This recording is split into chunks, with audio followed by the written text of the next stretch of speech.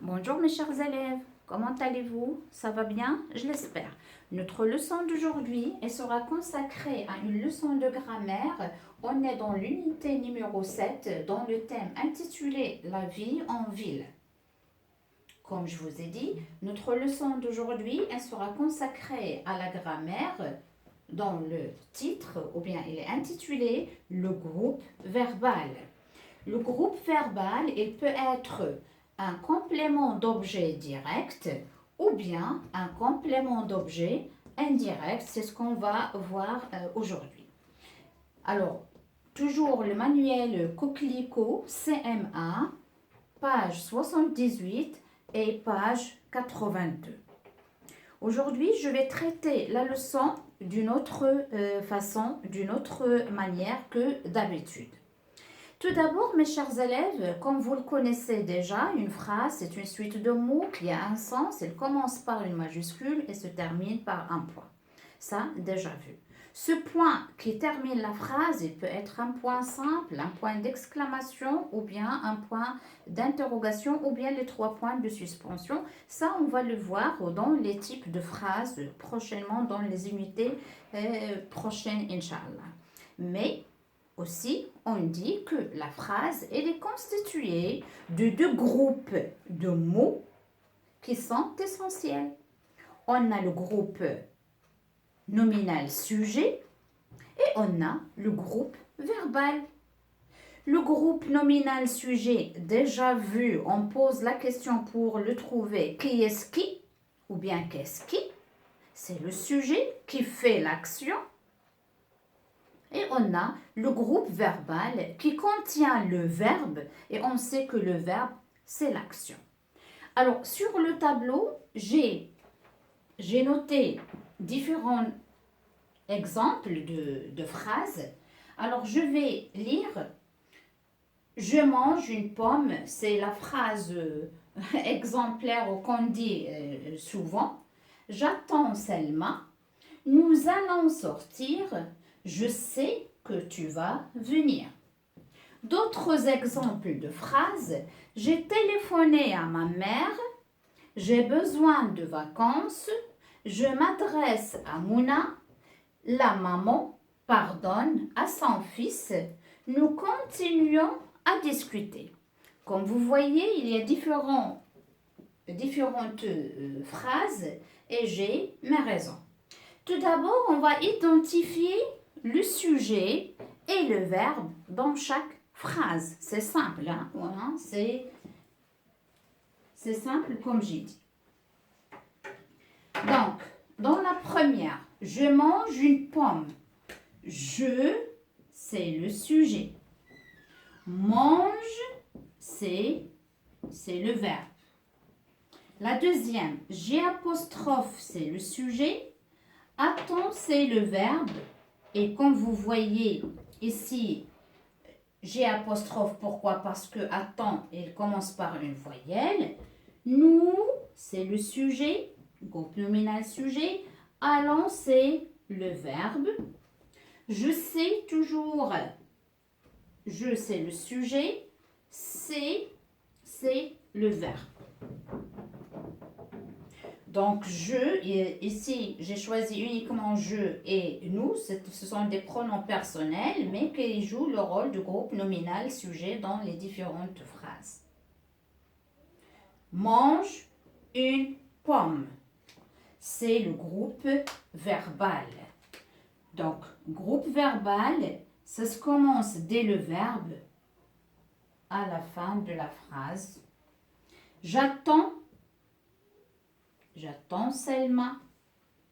Allons sortir. Je sais que tu vas venir.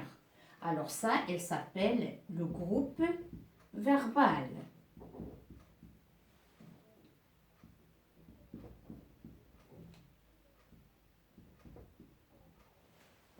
C'est bon jusque-là? La même chose dans les exemples que j'ai de ce côté. J'ai, c'est le sujet. J'ai téléphoné et téléphoner, c'est le verbe téléphoner au passé composé. Là aussi, c'est le sujet, j'ai apostrophe. J'ai besoin de vacances. Alors, et c'est le verbe avoir au présent, l'auxiliaire avoir au présent. Je m'adresse à Mouna. Je, c'est le sujet. M'adresse, c'est le verbe. La maman pardonne à son fils. La maman, c'est le sujet ou bien c'est le groupe nominal sujet. Pardonne, c'est le verbe. Nous continuons à discuter. Nous, c'est le sujet ou bien c'est le groupe nominal sujet. Continuons, c'est le verbe. Alors, comme de l'autre côté, j'ai téléphoné à ma mère. C'est le groupe verbal. J'ai besoin de vacances. C'est le groupe verbal. M'adresse à Mouna. C'est le groupe verbal. Pardonne à son fils. C'est le groupe verbal. Continuons à discuter. C'est le groupe verbal. C'est bon jusque-là? Donc, ici, c'est le groupe nominal sujet. C'est le groupe verbal. Là aussi, cette partie, la première, c'est le groupe nominal. C'est le groupe nominal sujet. Et la deuxième partie, c'est le groupe verbal. Donc, ces deux éléments, ou bien ces deux groupes, sont des éléments essentiels d'une phrase pour être compréhensible. Maintenant, je passe à une deuxième étape. Je mange une pomme. Si je m'arrête dans « je mange », est-ce que ma phrase aura un sens? Je mange. Est-ce qu'il aura un sens? Bien sûr que non. Je mange quoi? Une pomme, une banane, du pain, du fromage, du chocolat? On ne sait pas. Donc, ma phrase, elle est incomplète.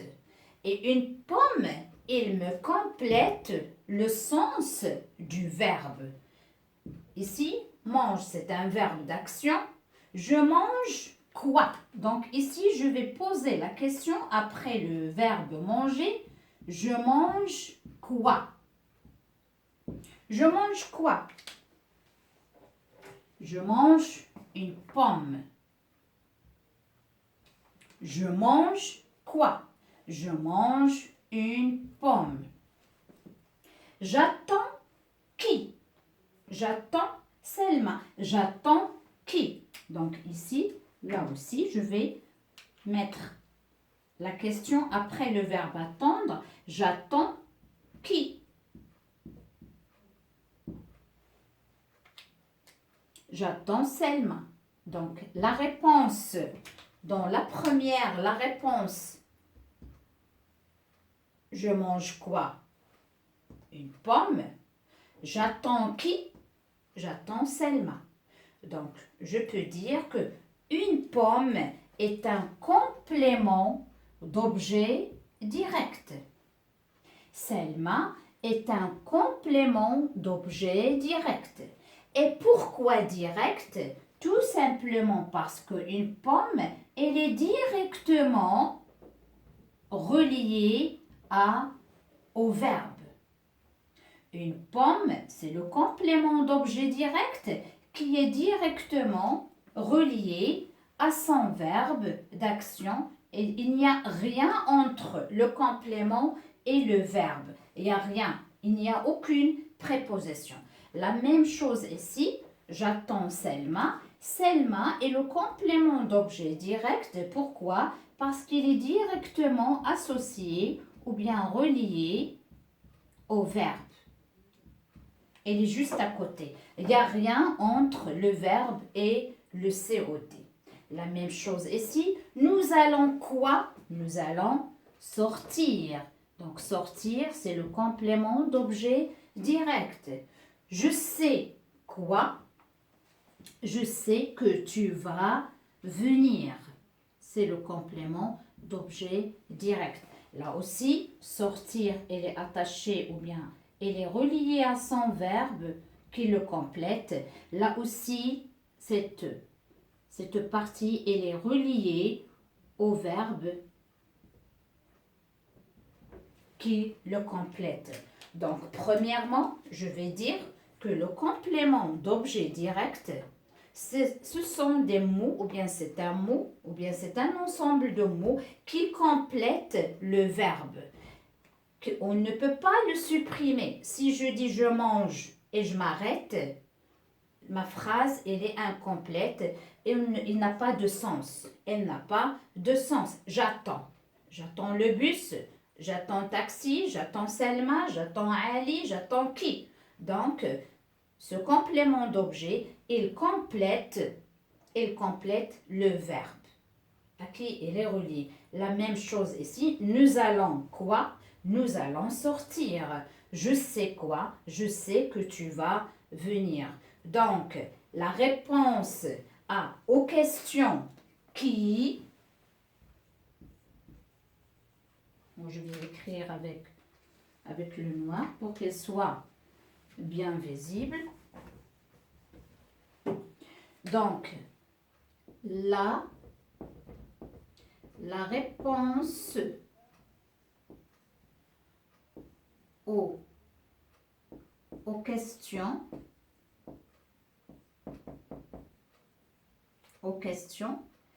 qui ou quoi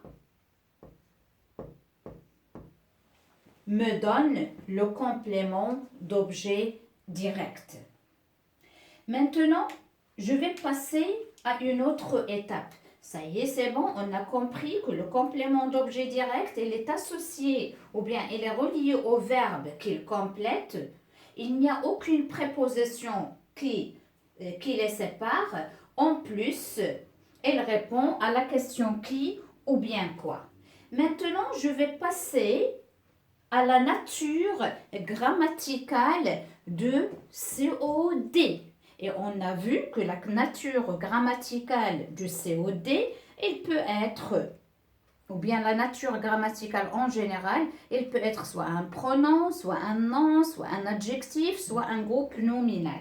Alors maintenant, on va voir la nature grammaticale du COD. Donc, dans cette zone, c'est le COD. Je parle toujours de COD. Ici, dans la première phrase, je mange une pomme. C'est quoi une pomme? Une pomme, c'est un déterminant plus pomme qui est un nom. Donc ici, la nature grammaticale du COD, c'est quoi? C'est un groupe nominal. Je vais l'écrire. C'est un groupe nominal. Dans la deuxième phrase, j'attends Selma. J'attends qui? J'attends Selma. Alors, quelle est la nature grammaticale de Selma ici? C'est un nom propre.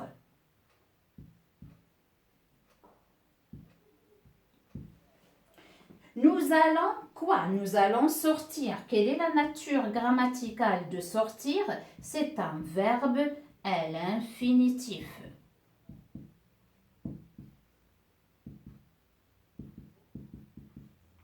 C'est bon?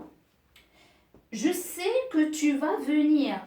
Que tu vas venir. On a déjà vu ce genre de phrase. Que tu vas venir, c'est une proposition relative qui est introduite par le pronom relatif qui est que. Donc ici, c'est une proposition relative. Et ce n'est pas tout. Je vais reprendre la première phrase. Je mange une pomme.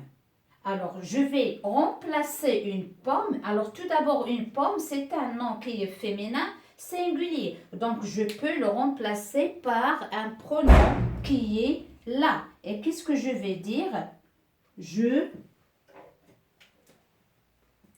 la mange.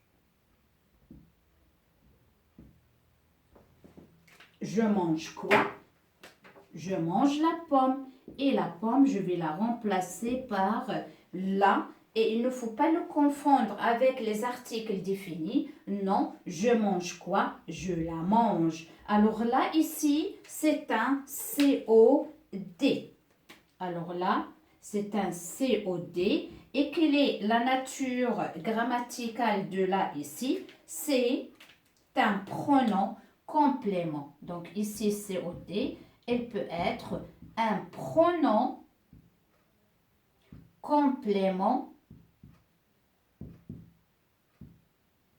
complément d'objet direct. Donc, mes chers élèves, je récapitule en ce qui concerne le complément d'objet direct. Premièrement, il vient après le verbe. Il répond à la question qui ou bien quoi. En ce qui concerne la nature grammaticale, il peut être un groupe nominal, comme il peut être un pronom, comme il peut être un nom propre, comme il peut être un verbe à l'infinitif, comme il peut être une proposition relative. Ce qui est très important ici, c'est que le complément d'objet, il complète le verbe d'action à qui il est relié et il n'y a aucune préposition qui les sépare. Maintenant, je passe à la deuxième partie du tableau et aux autres phrases, la même chose. J'ai téléphoné à ma mère. La même chose. Je vais poser ma question. J'ai téléphoné à qui? J'ai téléphoné à qui? J'ai téléphoné à ma mère. Donc, à ma mère, c'est un complément d'objet indirect. Pourquoi indirect? Là aussi, cette partie, ce complément, il me complète le verbe à qui il est relié, mais qu'est-ce qu'il y a au milieu? Il y a une préposition. Ici, il y a A avec accent.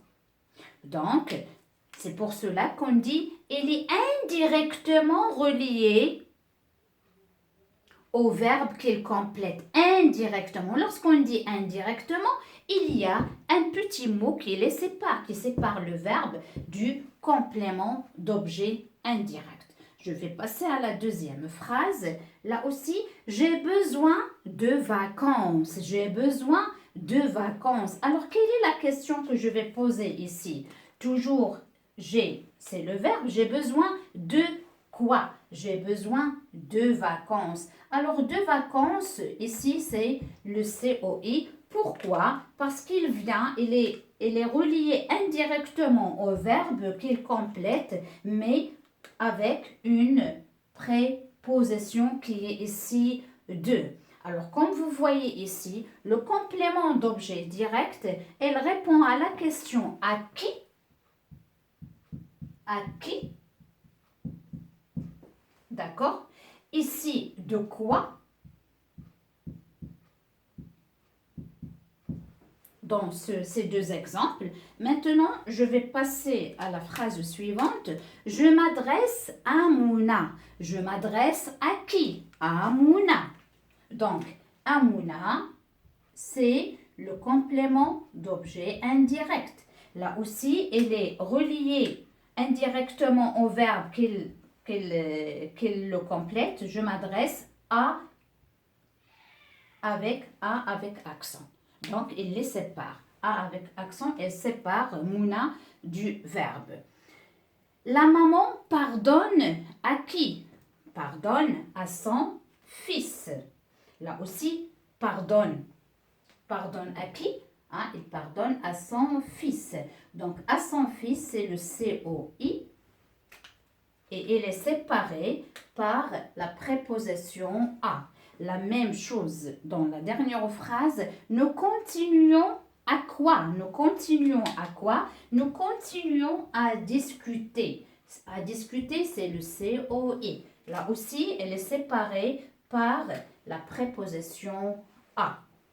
Donc, mes chers élèves, je vais vous dire que le complément d'objet indirect, il est relié indirectement au verbe qu'il complète, mais avec une préposition. Cette préposition, il y en a plusieurs. On peut trouver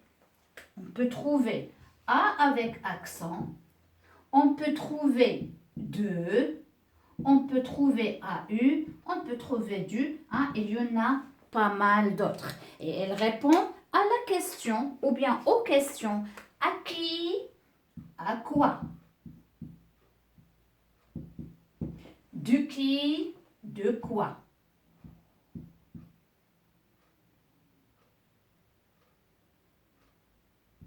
De qui, de quoi.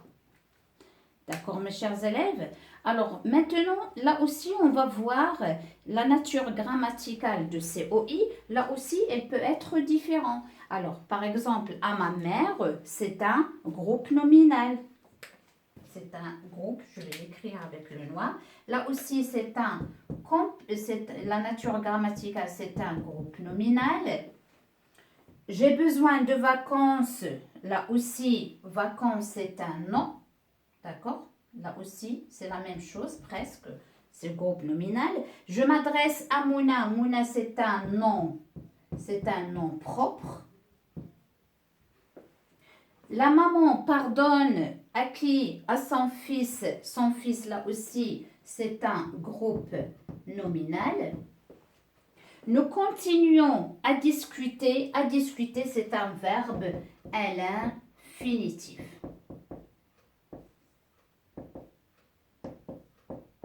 À l'infinitif. Là aussi, je peux remplacer, par exemple, je vais prendre cette phrase, la maman pardonne à son fils. Son fils est un groupe nominal, mais je peux remplacer son fils par un pronom. Par un pronom, qu'est-ce que je vais dire? La maman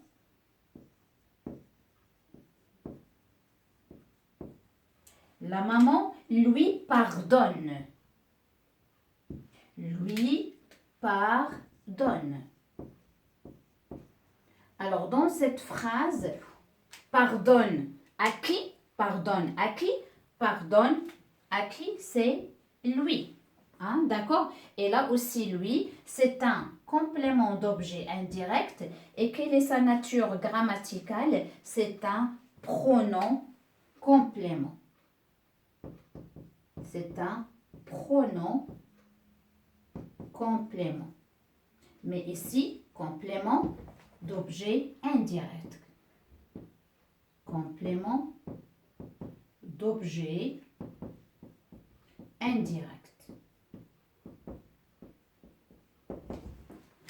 Alors, mes chers élèves, je récapitule ce que je viens de dire en ce qui concerne le complément d'objet indirect, et je vais écrire ici COI parce que c'est l'abréviation.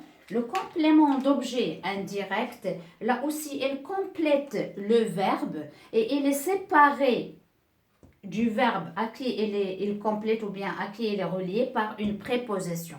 Cette préposition, elle peut être à avec accent ou bien de ou bien au. Il y en a pas mal d'autres. D'autres choses, c'est que ce complément d'objet indirect, il peut être de nature grammaticale différente. Il peut être un groupe nominal, il peut être un nom propre, un verbe à l'infinitif ou bien un pronom complément. En ce qui concerne les pronoms compléments, on va les détailler dans une prochaine vidéo, Inch'Allah, comme prévu dans notre programme. Alors, j'espère, mes chers élèves, que vous avez bien saisi la leçon du complément d'objet direct et complément d'objet indirect. Et je vous donne rendez-vous à une prochaine vidéo pour traiter des exercices d'application. Alors, d'ici là, je vous quitte. Au revoir, à bientôt.